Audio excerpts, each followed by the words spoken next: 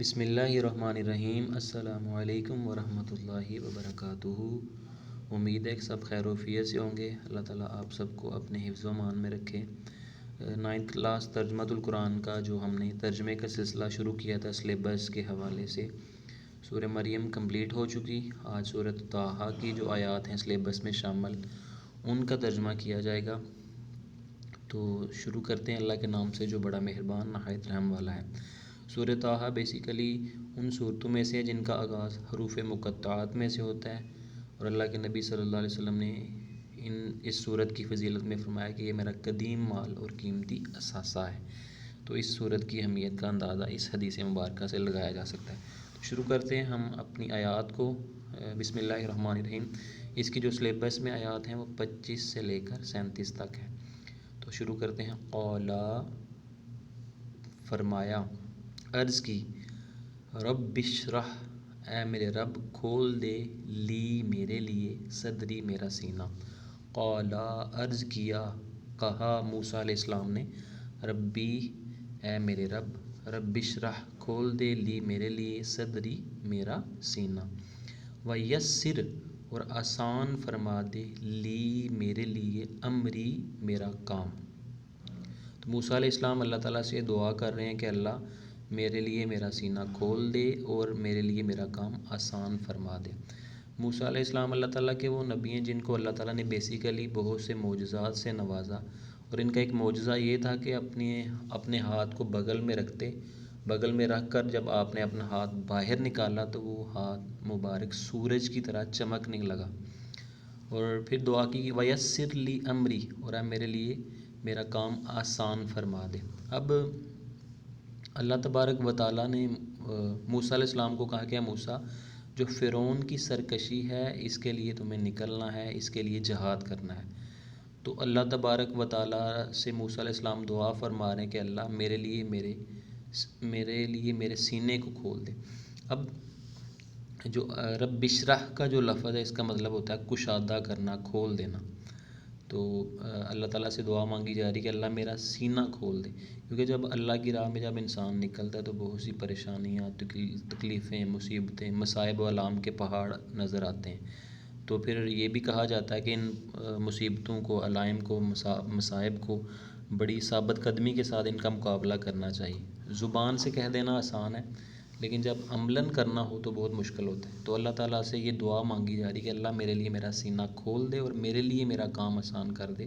کام کیا تھا کہ جو باطل کے خدا تھے ان سے ٹکرانا تھا، اور اللہ کے دین کو پوری دنیا میں پھیلانا تھا اور لوگوں تک اللہ کے دین کو پہنچانا تھا۔ اس لیے دعا مانگی جا رہی ہے اللہ میرے لیے میرا کام آسان کر دے، جو میں تیری راہ میں فرعون کے خلاف نکل رہا ہوں۔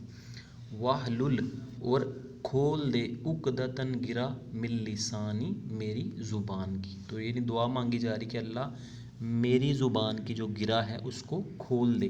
تو موسیٰ علیہ السلام کی جو زبان میں بیسیکلی لکنت تھی، یعنی تھوڑا اٹک کر بولتے تھے، تو یہ دعا مانگی کہ یا اللہ کھول دے میری زبان کی گرہ۔ تو اللہ تبارک و تعالیٰ نے یہ دعا قبول فرمائی، اور موسیٰ علیہ السلام کی جو قوت گویائی ہے اس میں مزید اللہ تعالیٰ نے برکت عطا فرمائی۔ وجعل، اور مقرر فرما دے یا بنا دے، لی میرے لیے، وزیراً ایک وزیر، من اہلی میرے گھر والوں میں سے، ہارون اخی، یعنی میرے بھائی ہارون علیہ السلام کو۔ پھر دعا مانگی کہ اللہ میرے گھر والوں میں ایک میرا وزیر مقرر فرما دے، یعنی جانشین مقرر فرما دے۔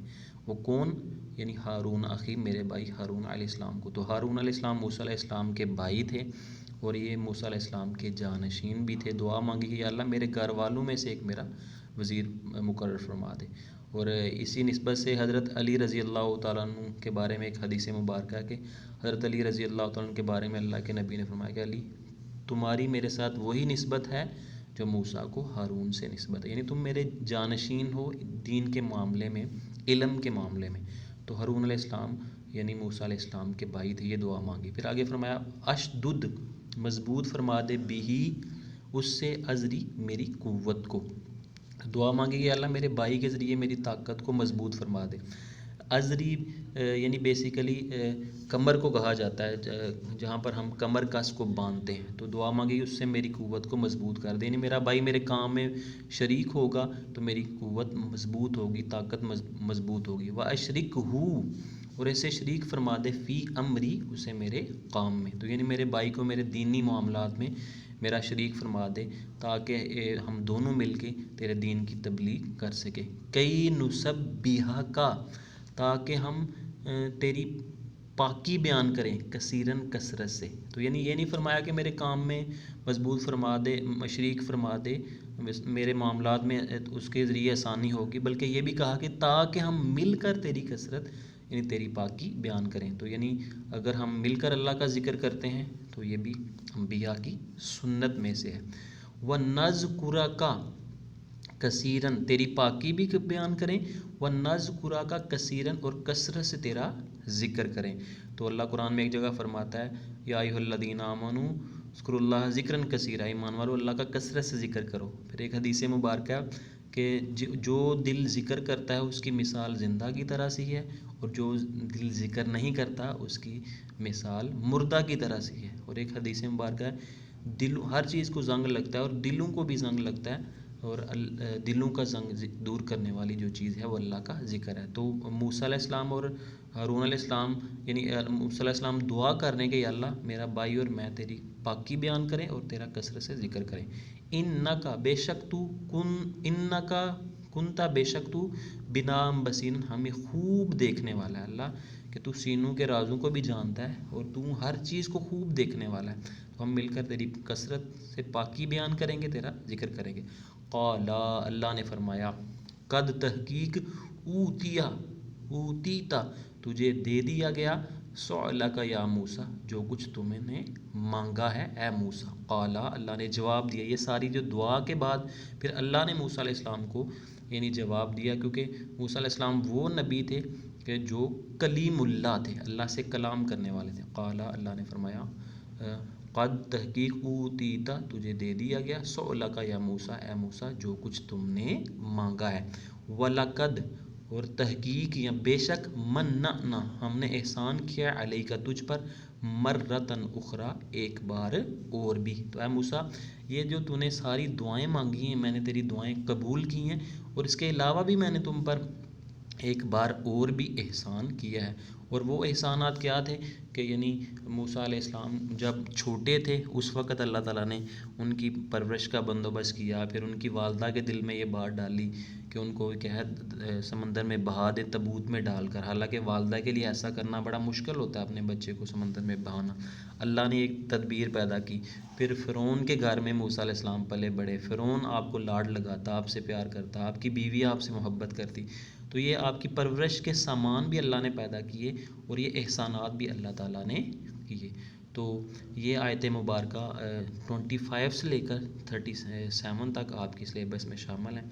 تو اللہ تعالیٰ آپ سب کو کامیاب اور کامران کریں. اس کو ذرا دھیان سے دیکھ لیجیے گا، اور جو طلبہ و طالبات اس چینل پر نئے ہیں وہ اس کو سبسکرائب کر دیں. اللہ کریم ہم سب کا حامی و ناصر ہو. السلام علیکم ورحمۃ اللہ وبرکاتہ.